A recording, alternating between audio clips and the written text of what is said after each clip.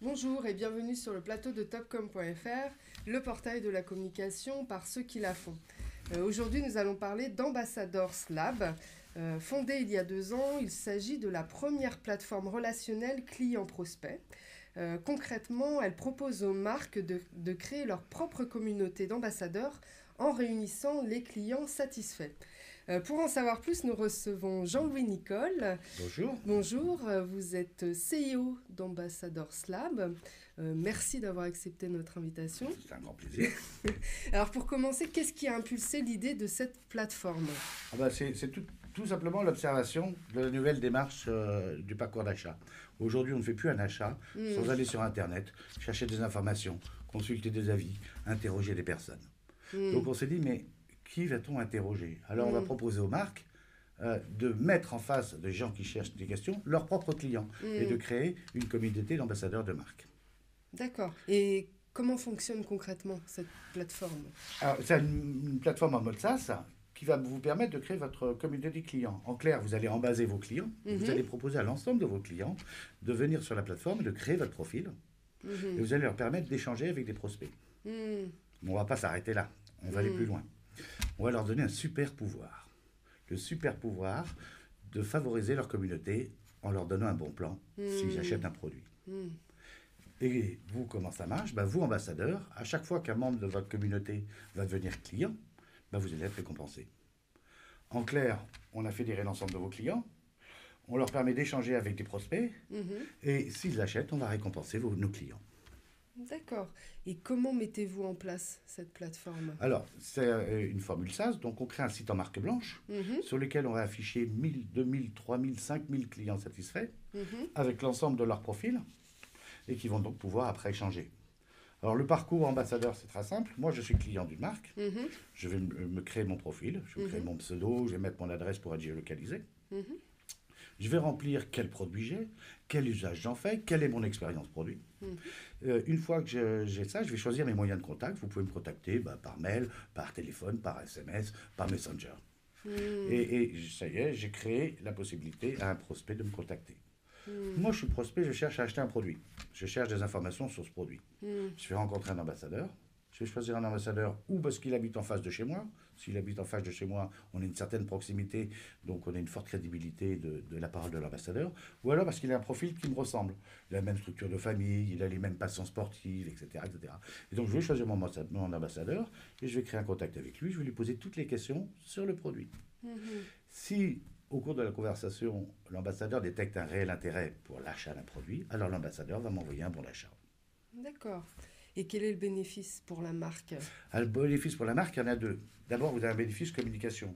Vous avez un effet waouh, parce que quand vous affichez sur une carte de France 1000, 2000, 5000 ambassadeurs, qui sont tous des clients satisfaits, vous avez un effet waouh vraiment très important pour la marque. Mais bien plus que ça, l'ensemble de vos clients vont se transformer en une force de vente 3.0. C'est-à-dire que vous allez avoir 2000, 3000, 5000 clients qui vont en parler à leur belle-mère, à leurs amis, à leurs collègues, à leurs voisins, etc. Tout leur propre réseau. Et vos clients vont se transformer en commercial. Alors, une force de vente 3.0, c'est accessible 7 jours sur 7, 360 jours sur 365, et en plus, c'est rémunéré qu'au résultat.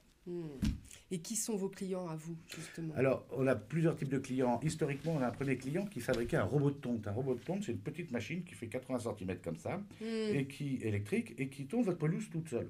Ça remplace un microtracteur de pelouse. Une machine qui fait 1,50 m, qui fait 300 kg, etc.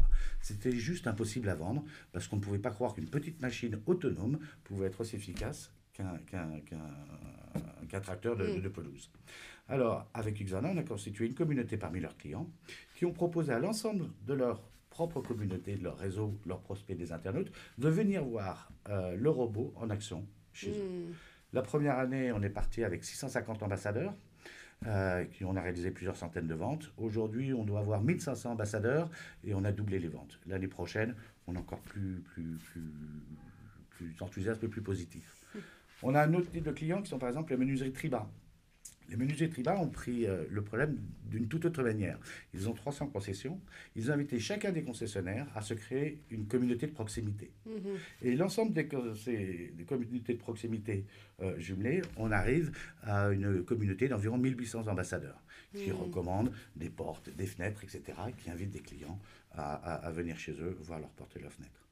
On a d'autres types de communautés, par exemple Seb, pour les robots de cuisine compagnons. Pour les robots de cuisine compagnons, on a initié un programme en Espagne qui va démarrer en Italie au mois de janvier et en Allemagne, donc plutôt le déploiement international. Et là, on va inviter les possesseurs d'un robot de cuisine à inviter leurs amis, leurs voisins, leurs belles-mères, leurs collègues, etc., à des journées cuisine avec eux, des instants cuisine avec eux, et ils repartiront avec un bon d'achat si jamais ils sont convaincus, parce que le robot fonctionne.